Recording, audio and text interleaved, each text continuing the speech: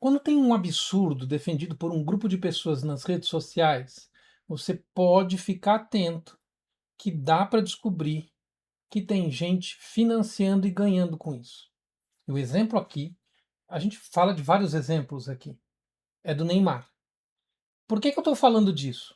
Porque isso tem a ver com como as narrativas e os processos mentais das pessoas são conduzidos por interesses financeiros. Ou seja, escravizam mentes a serviço de lucro. E é disso que eu quero falar quando eu vou falar do Neymar agora. Então, vamos ficar bastante atento, porque a gente vai ver, neste caso, muitos jovens, muitas crianças que acabam sendo levadas por essa enxurrada de interesses e manifestações nas redes sociais, mas por detrás tem manipulação de informação para ganhos financeiros. E eu vou comprovar isso para você, tá bom? É claro que sempre que você vê isso, e essas pessoas sendo levadas por essa enxurrada numa determinada direção, quando você diz que o caminho é na direção contrária, essas pessoas desesperadas não conseguem perceber que a direção é contrária e se sentem mal, agridem. Mas, se a gente friamente analisar fluxos financeiros e analisar dados e fatos, as coisas são bem evidentes, neste caso e em outros também. Então aqui o que a gente tem? O preço da narrativa. Quem lucra com essa imagem de que Neymar é um jogador importante, que deveria ter sido convocado e que ah, faz a diferença e coisas desse tipo? Por que a mídia explora tanto essa imagem? Então temos aqui.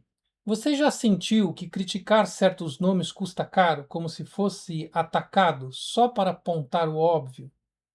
Então, são jornalistas que estão sendo atacados, jornalistas da Rede Globo, o grande exemplo, o próprio Neto, né, o que ex-jogador do Corinthians. A defesa que você vê na tela não é grátis. Essas pessoas que estão atacando, elas têm patrocinador. Vamos entender isso. Cada minuto de holofote em Neymar move apostas, contratos e bilhões em direitos de imagem. Sempre que ele aparece, tem gente ganhando dinheiro. Ou é uma parceria com uma empresa de apostas, ou um contrato de imagem, ou um patrocinador específico, uma empresa de energético. Né? Sempre a imagem vai estar envolvida com. Não é teoria da conspiração, é modelo de negócio. Entender esse mecanismo é o principal ponto para a gente entender por que existe manipulação por detrás. Porque vai se somando interesses por detrás dessa imagem. Existe um talento, sim, mas ele, como protagonista, ele, como essa imagem, é altamente discutível. Altamente discutível. E a gente vê que esse diálogo no Brasil, essa discussão, ela é bloqueada. 2011, metade da torcida do Santos dizia que o cérebro do time era o Ganso, não era ele. Isso considerado o auge do Neymar, quando era jovem, leve, veloz. Fazia mais gols, tinha mais, mas a posição é outra. Você não está comparando, né? Tomate com cenoura. O Ganso jogava mais recuado, preparando o time, né? O Neymar jogava mais à frente. E mesmo assim a discussão era quem era o principal. Ou seja, não era uma posição principal indiscutível. O Barcelona, ele era peça de um trio e sempre à sombra do Messi. Exatamente como a gente apontou aqui. O jogador principal era o Messi. Quem ganhou a bola de ouro naquele ano foi o Messi. Quem armava jogadas era o Messi. Então, assim, e esse é um dos motivos dele ter saído do time. Porque ele não se ajustava a ter essa figura principal preparando, né? E não sendo reconhecido. Ele vai para o PSG. Não foi da noite para o dia, mas bastou o Mbappé ser contratado. Ele superou em gols, superou em assistências, superou o Neymar em todos os índices do clube. E se tornou o jogador principal, virou o batedor de pênaltis, virou o jogador principal do time. Reconhecer isso não invalida que o jogador tem algum talento, mas dizer que sempre foi o principal, então as fontes aí, tá bom? Outra coisa, na Arábia Saudita, a coisa ainda se confirma, né? Ele nem jogou. No Santos é altamente discutível. O Santos mal consegue subir o posicionamento nos campeonatos. O que está por detrás? Vamos seguir o dinheiro? Vamos ver quem está ganhando? Nós temos apostas esportivas, especialmente KTO e Blaze, que pagam centenas de milhões para manter ele na vitrine. Vale a pena gastar para sustentar a vitrine, como qualquer loja. Se a vitrine foi estudada e bem preparada, porque vai vender.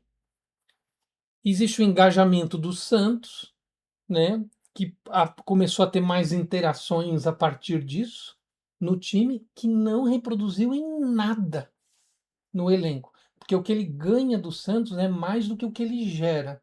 Sabe aquela pessoa que tem muitos seguidores? Isso já foi feito testes na internet, vocês podem pesquisar isso. Quanto tempo demorava para uma pessoa que tinha não sei quantos milhões de seguidores vender 20 camisetas? E era um tipo de pessoa que tem uma abordagem, por exemplo, comediante, ou nada contra comediantes, mas a ideia é assim, ele não é vendedor do produto. Então o fato do comediante falar, ah, essa é a minha camisa, não quer dizer que as pessoas vão comprar a camisa porque ele é um comediante, entende? E ele é um bom comediante. Então tem um número grande de influenciador, de seguidores. Não significa que o influenciador vende. E isso acontece com o Santos. Aumentar o número de repercussão social não significa que a situação financeira do Santos melhorou. Qatar comprou o PSG como ferramenta de soft power, né, para o Qatar mostrar que tinha um pouco de respeito a direitos humanos e coisas assim. E Neymar foi peça dessa jogada geopolítica. Vamos colocar esse produto de marketing na nossa vitrine e manter essa vitrine, né, também é interessante. E aí acontece outra coisa e é importantíssima, assim, né? De manter interesses que são contratados, jornalistas que são pagos para cobrir bem essa estrutura, né? Então, neste caso aqui do PSG, tem até curioso que uma jornalista que cobria o PSG era paga pela Puma para fazer eventos da Puma, que era a patrocinadora do Neymar. Ou seja, a jornalista que é responsável para falar do Neymar, que estava fazendo um monte de festa em Paris, é melhor não falar, né? Porque a Puma, que pagava o jogador, também pagava ela. Sabe? Coisas desse tipo.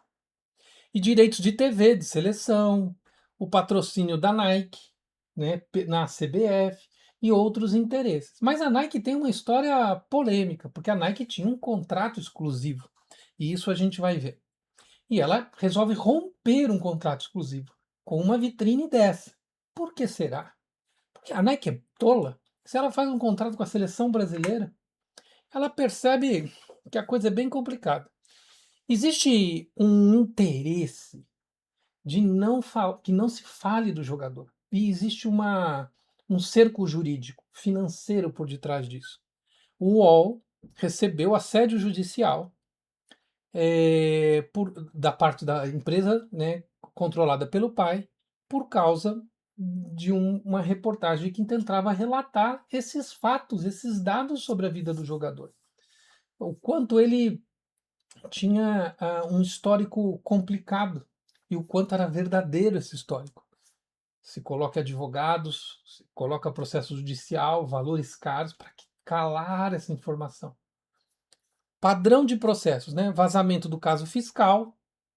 Então foram duas tentativas de censurar o podcast do UOL, em 2016. Em 2025, o processo sobre vícios, a questão de bebida, e também mais processos sobre isso. A justiça tentou travar, travou essa, mas sempre a pessoa que vai falar, eu preciso ter advogado, porque ele vai vir me processar, entende? Quando a Nike revelou o motivo real da rescisão em 2021, que foi o fato dele ter feito algo indevido com uma funcionária, depois a funcionária comunicou, perguntaram o que a funcionária queria, falou, eu não quero nada, só demite ele, e vamos ficar por aqui. Para a Nike era interessante essa solução, porque não vai a público, não vai a processo judicial, não suja a marca. E como a funcionária que foi só falou: "Ah, manda ele embora", a empresa mandou por justa causa, a justa causa é o que ele fez. O ex-empresário diz: "Não, a Nike armou". A Nike armou? A troco de quê? Se era um contrato que já tinha, a sua maior parte já tinha sido pago, inclusive, para desqualificar a denúncia, a decisão da empresa de condenar o jogador sem causar um processo judicial e sem sujar muito a marca.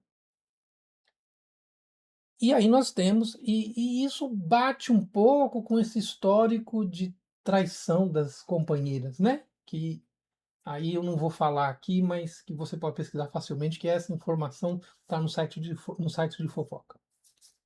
Isso, então, isso tem controle editorial, se a gente vê, controle jurídico, tudo isso para manter limpa a vitrine de instituições de muito valor financeiro.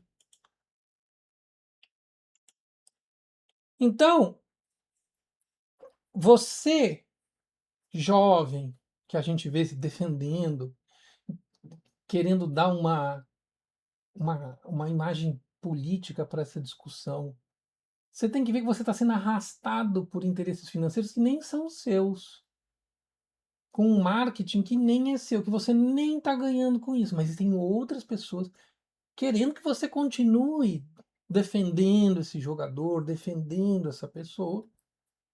Então, um controle mental que se faz através da imagem da vitrine. Eu tento preservar a vitrine, mesmo que eu esteja colocando algo muito danoso, muito mentiroso na vitrine. Mas essa vitrine, ela arrasta dinheiro para dentro da loja.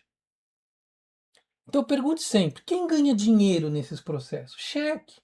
Cheque as informações. Essa reportagem do New York Times, ela foi muito pouco vinculada no Brasil. Por que será? Por que que jornalistas esportivos evitam falar disso? Entende? Sendo que está lá a reportagem com os dados, com as entrevistas. Separa o que é fato do que é essa hipótese. Mas eu acho, porque eu nunca vi, porque é inveja do brasileiro, porque é complexo de virar. Não. Veja o fato. Para que você tenha mais clareza mental.